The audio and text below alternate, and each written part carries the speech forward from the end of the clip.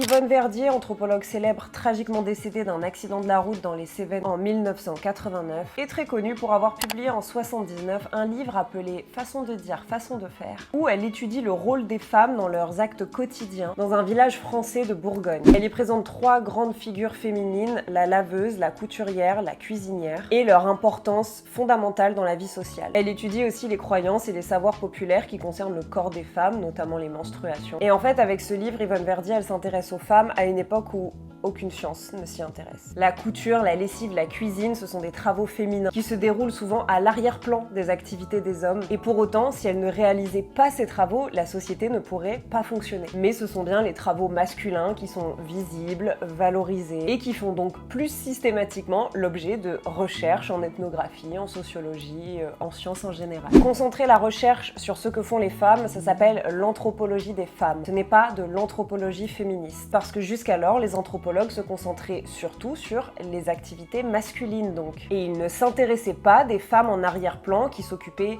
des enfants, des tâches domestiques. Donc, inconsciemment, les anthropologues sont passés à côté de faits ethnographiques très importants. Et en plus, il y a un peu cette idée sous-entendue que les bonnes femmes font la même chose partout, hein, le ménage, la cuisine et s'occuper des chars. L'émergence de l'anthropologie des femmes ne corrige pas seulement cet oubli, entre guillemets, mais marque l'importance de reconnaître toutes les activités humaines pour comprendre une culture. Car, en plus d'une certaine misogynie sous-jacente, il y avait un vrai problème scientifique fondamental dans cette posture. Parce que cette anthropologie, qui était donc endocentrique, se considérait quand même comme universelle, neutre et objective. Et les travaux d'Yvonne Verdier proposent enfin autre chose. Il ne s'agit pas de s'intéresser aux activités des femmes par militantisme, mais bien parce qu'il y a là un enjeu méthodologique, scientifique majeur, à savoir prendre réellement au sérieux toutes les vies d'une société et donc de faire vraiment de l'anthropologie.